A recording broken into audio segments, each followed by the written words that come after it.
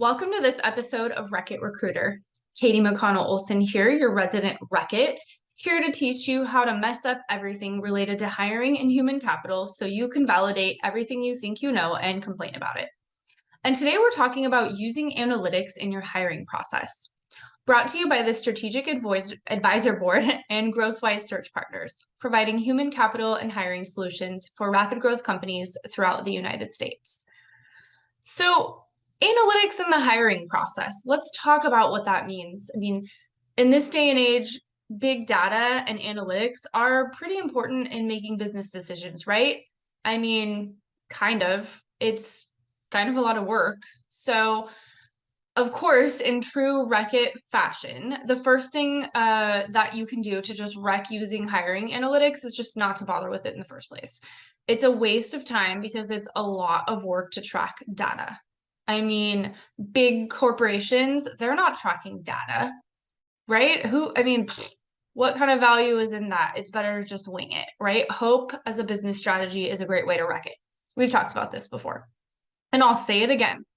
Hope and a prayer, way better than real data and facts. So, some kind of a tracking system. You would need that in order to track what's going on with your hiring process.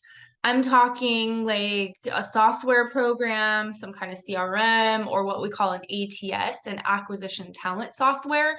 You'd need to put that in place in order to be able to track metrics, or you'd need to work with a recruiting firm that tracks data analytics as part of their process. And again, that seems like a lot of work and it instills accountability, which here we go talking about accountability again. Who wants accountability? Especially not recruiters, since they're responsible for procuring the most important asset that you need for your business growth. So who wants accountability there? Let's leave that up to chance. While you're over there tracking how many days it takes accounting to close the books every month, let's not worry about what's going on with recruiters. You know your recruiter is delivering results because they're generating candidates and hires for you.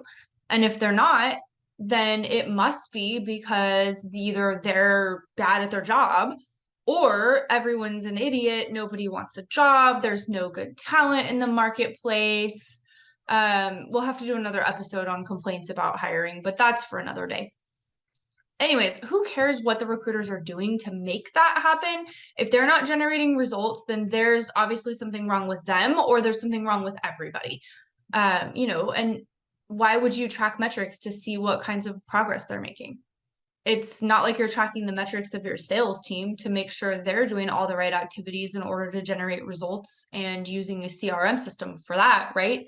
Why would you do that? That's just stupid. So why would you do it with recruitment? Now, if we were going to track recruitment metrics, which we're not going to because, again, waste of time, we might track messages that were sent to potential candidates, how many people were identified as a potential candidate population. That could give us information about, how many potential candidates exist in the marketplace that have exactly kind of what we're looking for that meet our business needs. So sourcing metrics like that might help understand kind of what we needed to do as far as outreach was to generate results, and if a role was performing under or over. But again, it's easier to just sort of stab in the dark, recruit with a blindfold on, and then complain about it if it doesn't generate any results. That is a way easier than actually putting in place this lame infrastructure in order to track metrics. So again, systems and accountability, right? And we all know that companies are not built on systems and accountability or process. Those things don't create scalability for organizations. So why would you bring them into your hiring process? Some other metrics that you shouldn't track are how many hours are put onto a particular hire, right? How long did it take me to hire this role? How many man hours?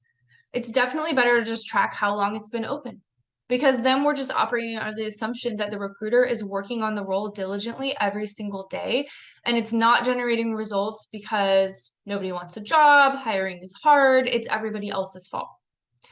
After all, that's why we're here at Wreck-It Recruiter, to not change anything and just keep complaining about everything. You've come to the right place for that. All right, so again, this is all in good humor. we're talking about hiring analytics. Of course, we should be looking at some kind of hiring analytics, right? So we're kind of poking fun at the preposterity of not having that, which is frankly what most companies are operating under, right? So some of that may have resonated with you as, yeah, these are some things that we have some gaps in our internal recruitment, or you know what? We're throwing these things out into the breeze with external recruiters and we're not getting valuable data. So let's talk about that. Let's talk about how we can help you optimize your hiring and look at how we can bring data analytics into your process. Click the link in the description and let's chat about it. And don't forget to like, comment, and subscribe for more helpful hints on what else you can ruin in your human capital process.